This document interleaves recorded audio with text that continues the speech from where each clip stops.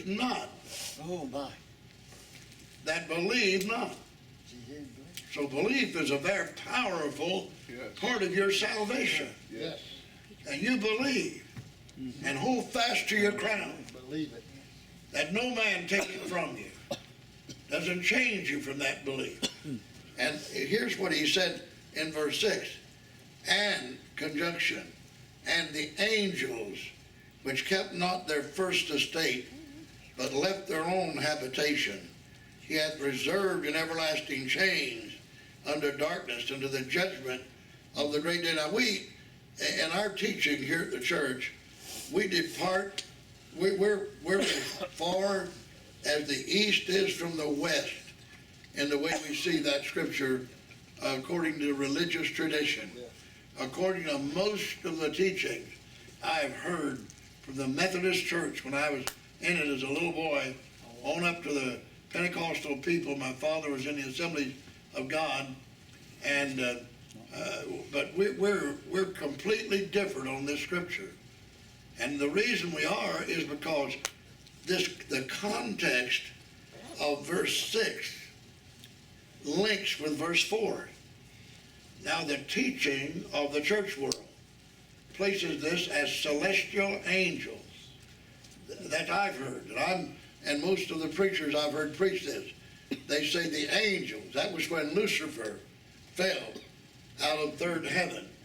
And of course, the Bible doesn't ever say Lucifer was in third heaven.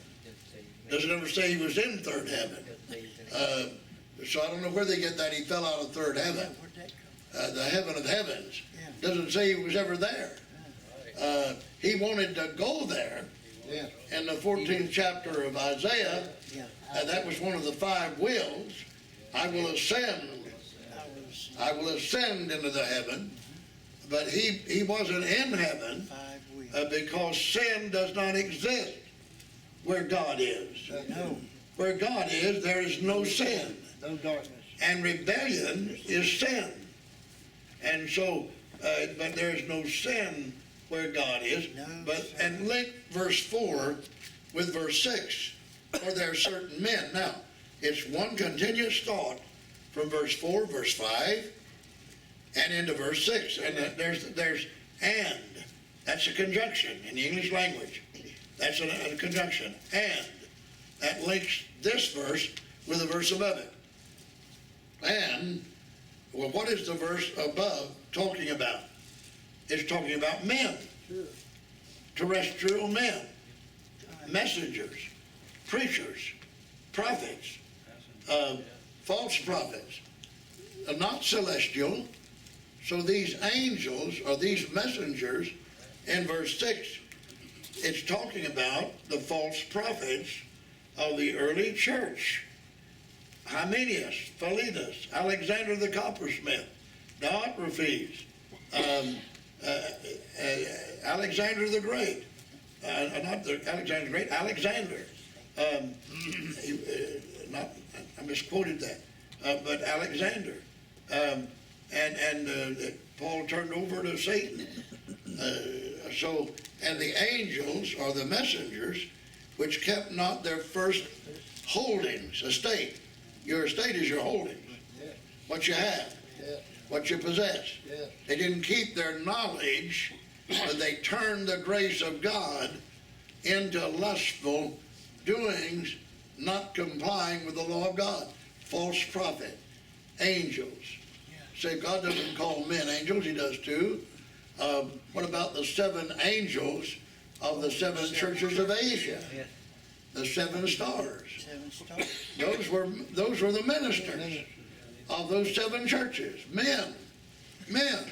They were called angels in the book of Revelation. The 7 angels. And they didn't keep their first holdings or their first relationship with God. Hymenaeus didn't, Philetus didn't. They started teaching the resurrection is past already. And they overthrew the faith of some. And their words were bitter, ate like a cancer. But so he said, and the angels which kept not their first estate, but left their own dominion, their own calling, their own habitation. What has God done with these preachers, these false prophets, these men that turn the grace of God into lasciviousness? Well, they're reserved in darkness. They're dead now, all of them, but they're reserved in chains of darkness. That is, they were kept out of heaven. They didn't go into heaven. There's no false prophets in heaven. They're kept out of heaven. They were reserved in chains of darkness, the darkness of death, awaiting the resurrection of the unjust, where they'll go into the lake of fire. They'll be judged in the lake of fire because of they're reserved now in the chains of darkness unto the judgment of the great day. And that's the white throne judgment. That's the judgment of the great day, is the white throne judgment, where Christ sits on his throne and the nations are judged. And they come before him and they're judged as sheep and goats. The goats on the left hand, the sheep on the right hand. And then he qualifies them by the 6 questions he asked them. When you saw those that were naked, did you clothe them? When you saw him that was thirsty, did you give him a drink? When you saw him that was a stranger, did you take him in? When you saw him that was in prison, did you visit him? He'll qualify the sheep from the goats. And because they're reserved now, and there's no second chance with God. God does not give second chances. Time and chance happen to every man. The book of Ecclesiastes said, we have one chance. We have one opportunity. And that's it. We stand before the judgment seat of Christ. And judgment begins at the house of God. And this is our chance right now. This is our opportunity. As I said to the church last night, I'm just a messenger. All I can do is bring the message. And then we stand before the judgment seat. And so, look, these scriptures here.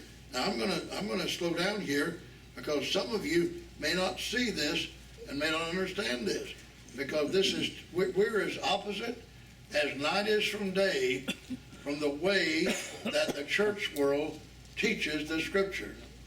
They teach this was a band of angels in heaven before the creation of the earth, that they rebelled against God, led by Lucifer, the chief angel, the minister of music, and he led a third of the angels in rebellion against God.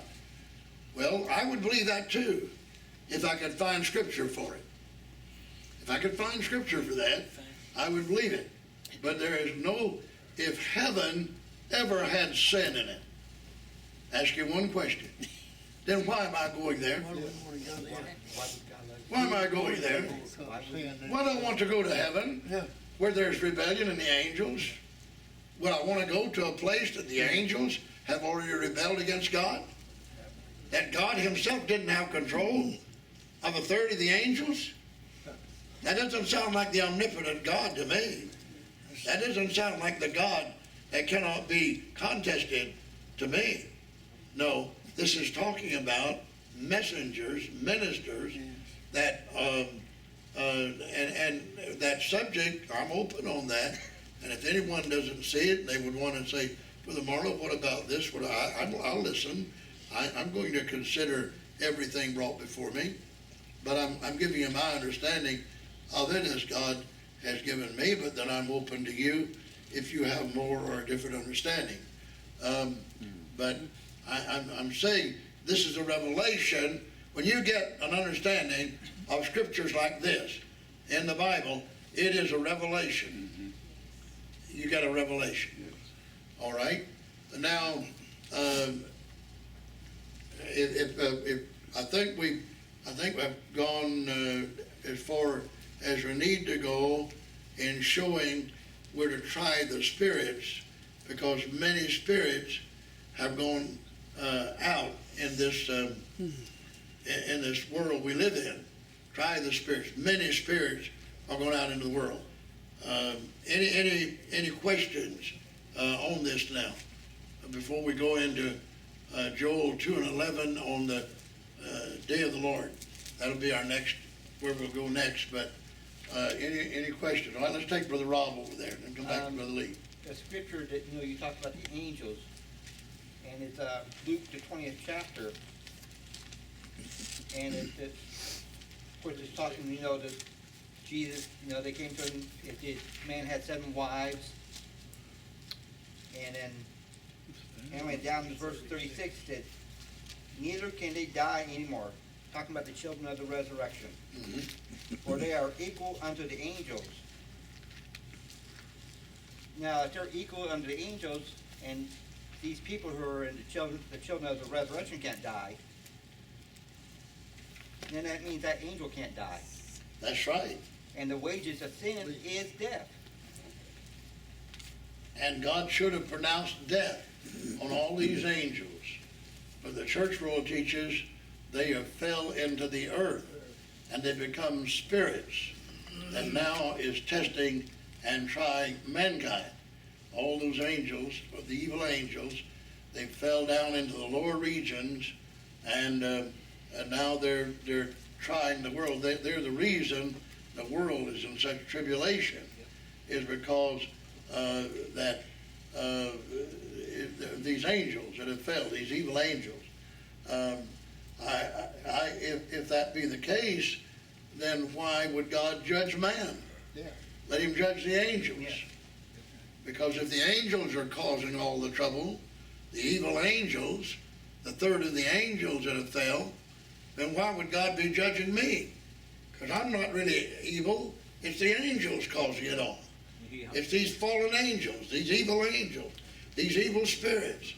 But see, man does that to shift the blame away from himself. Absolutely. But he can't get away from Romans, the 5th chapter, and verse 12. For by one, I'm going to misquote this, so I'll see if you listen. For by one angel. No. One No, man. hardly. One man. Paul didn't say that, did he? No, he didn't. Romans 5 and 12, I believe it is. Wherefore, as by one man, sin entered into the world, and death by sin. So not by a fallen angel from the heaven of heavens, third heaven, then by one man. And we know that one man was Adam. Adam, Adam. His name is Adam. That's right. He downed off heaven from the earth. That's why he's called Adam. First man. He became Adam. And he downed off the beauty of the garden, sinless state of the garden, because of heaven coming into it, and he damned it off. And he damned man off from God. Cut off man from God. He was Adam, Adam. That's why the second Adam had to come to undown what the first Adam damned up. Thank God for the second Adam. And that was Christ. Praise the name of the Lord. The first Adam was created a living soul, but the last Adam was a quickening spirit. So this is a beautiful truth here. You can see this. You don't put all the blame on God allowing sin in heaven, but sin in the earth, in man, is where the problem is. Was from the garden, still is. Yes. Still is. Yes. 2 Peter, the 2nd chapter and the 4th verse clarifies that too. 2 Peter. Yeah. All right, let's go there, everybody. 2 Peter.